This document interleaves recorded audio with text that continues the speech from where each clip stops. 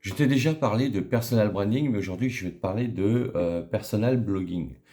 Parce que ça fait plusieurs fois qu'on me pose la question sur le personal branding, c'est-à-dire ce qu'on appelle en français la marque personnelle. C'est-à-dire que lorsque tu crées un écosystème web, quelque part, même si les gens viennent lire tes contenus, tes propres contenus, que ce soit des articles ou des vidéos, participent à ton personal branding, c'est-à-dire à présenter ta personnalité, qui tu es, ce que tu fais, comment tu le fais. Et si tu veux, aujourd'hui, je veux insister sur le fait que le blog participe à ton personnel branding. Donc on peut parler de personal blogging parce que tu écris des articles. Et à travers tes articles, on retrouve des sujets, certes, qui te tiennent à cœur, hein, puisque c'est la thématique de ton blog, mais la manière dont tu vas aborder tes sujets, déjà l'idée des sujets, parce que, alors, même si tu es dans une niche, tu vas quand même être confronté à des thématiques qui font à peu près aussi ce que tu fais. Et pour te différencier, il va falloir que tu fasses intervenir ton branding personnel. Et ça va passer par la manière dont tu vas construire tes articles, dont tu vas les aborder, c'est-à-dire sous l'angle sur lequel tu vas les aborder, les traiter, la manière dont tu vas développer tes idées, etc., etc. Après, tu vas avoir des articles dans lesquels tu vas présenter tes compétences. Donc, en présentant tes compétences, tu vas dire ce que tu sais faire, comment tu l'as appris éventuellement, et comment tu proposes aux autres aussi de l'apprendre, puisque ça peut aussi faire partie d'un projet de formation que tu vas proposer à terme dans ton domaine. Donc le blog, même si on parle d'articles écrits, ben, ça participe hein, à ton branding. Alors c'est vrai que ça n'a peut-être pas comme ça la même puissance que la vidéo, hein, à travers une chaîne YouTube notamment, mais ça y contribue quand même fortement. Puisqu'aujourd'hui, bon, on sait que même si les gens lisent moins facilement les articles, on va dire, mais aujourd'hui, ils sont plus dans le scannage des articles, c'est-à-dire qu'ils scannent l'introduction. Ensuite, ils vont rapidement scroller pour voir les titres de chapitres et la conclusion éventuellement, mais c'est surtout l'introduction et ils vont scanner les chapitres et la structure de ton article. Et s'il y a une idée, donc déjà qui est présentée dans l'introduction et qu'il y a des points clés, des mots-clés qui les attirent dans tes titres, à partir de là, ils vont peut-être commencer à plus s'arrêter sur ton article pour le lire.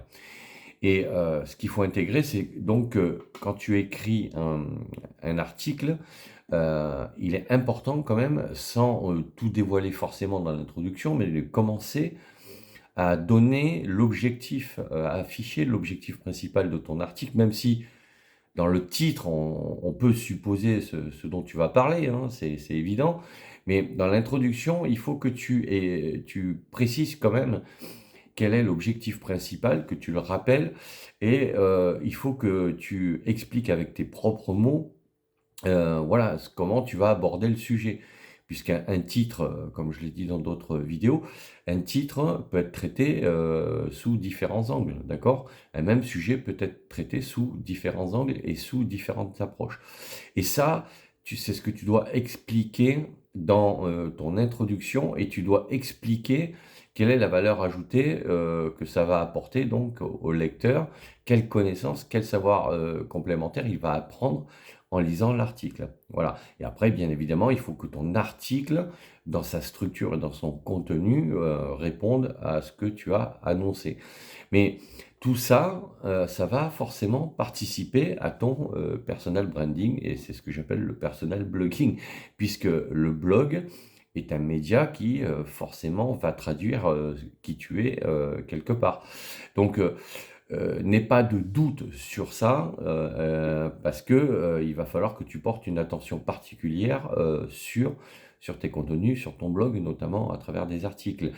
Et ce qu'il faut intégrer aussi, c'est que euh, même si tu vas utiliser ChatGPT par exemple pour avoir des idées d'articles, pour construire tes plans d'articles, c'est-à-dire tes chapitres, que tu sois pas confronté à la page blanche, hein, Ben, c'est vrai que ça peut t'aider puisque ChatGPT est un assistant et qui s'améliore de mois en mois. Mais il faut que aussi tu relises déjà donc tes articles une fois que tu as fait un prompt, c'est-à-dire une requête à ChatGPT qui t'a pondu une structure avec du contenu. Il faut que tu le relises. Il faut que toi, tu lui amènes à ce contenu donc ta patte personnelle, ton style personnel. Et c'est ce qui va faire que tu vas intégrer ton branding dans un contenu, quoi, tout simplement. Alors, c'est vrai que il peut y avoir deux stratégies.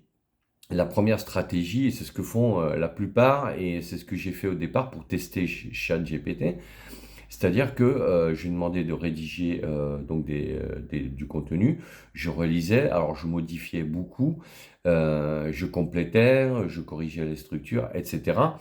Et ce que tu peux faire aussi, c'est à terme y revenir, c'est-à-dire, on va dire, je sais pas moi, 6 mois après, tu peux y revenir et compléter, modifier tes articles, puisque en termes de SEO, c'est un des critères très positifs pour Google, puisque quand on parle de SEO, on parle de régularité pour que les moteurs de recherche, enfin les robots qui vont scanner donc ton blog quand ils vont venir dessus et tes articles, ils s'aperçoivent que tu publies régulièrement et c'est ce qui favorise le fait enfin le positionnement de ton blog et de tes articles dans les résultats de recherche des internautes.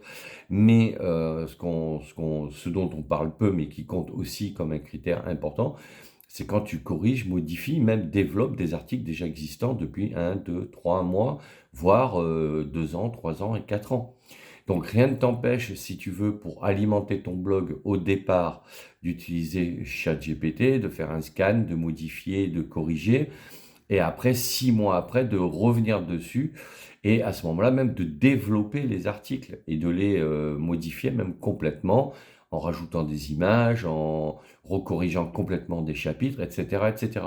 Tu vois, rien ne t'empêche de le faire en 2 temps, en fait, tu vois. Mais tout ça, ça participe à ton branding. Donc il faut que tu en aies conscience, parce que c'est vrai que quand j'ai fait mes vidéos, je parlais de personal branding, notamment à travers les vidéos. Bon, parce que c'est vrai que c'est ce qui... Aujourd'hui, la vidéo, c'est le média qui prend un peu le dessus sur l'écrit, parce que c'est plus facile de regarder une vidéo que de lire un article de 2000, 3000 mots. Voilà. Mais sache que il faut pas se tromper. Et il faut pas négliger ce média qu'est ton blog, tu vois, parce que ça, j'allais dire, quelque part, quand tu écris un article, tu ne fais pas que créer du contenu avec des mots. En fait, tu développes des idées. Donc, tu développes un raisonnement par rapport alors, à ton sujet. Mais voilà, et tout ça, tu montres comment toi tu réfléchis, voilà ce que tu penses des sujets que tu développes, etc., etc. Donc, c'est très important aussi. On va dire que la vidéo, tu peux avoir du fond, tu peux avoir de la forme, mais c'est vrai que la forme compte quand même pas mal. Alors que dans le blogging, dans tes articles, tu vas être jugé aussi sur le fond. Parce que même si tu as un super article avec des belles images bien présentées, bien organisées, mais que le fond est creux, en fait, eh ben, ta forme, elle aura aucun effet, si tu veux, tu vois. Et ça, il faut en avoir conscience. Donc voilà, je voulais te parler de ça aujourd'hui parce que le blogging, c'est donc ce que j'appelle le personal blogging, participe grandement et fortement à ton personal branding, c'est-à-dire ta marque personnelle dans ton écosystème web. Donc n'hésite pas à me dire ce que tu en penses, à mettre un pouce bleu vers le haut, bien évidemment, si ça fait toujours plaisir. Pense à t'abonner à la chaîne et sache que tu peux télécharger gratuitement mon livre, devenir formateur en ligne. De cette manière, tu seras inscrit à mon blog et tu pourras recevoir mes newsletters. Je te dis à bientôt pour d'autres sujets. Ciao, ciao.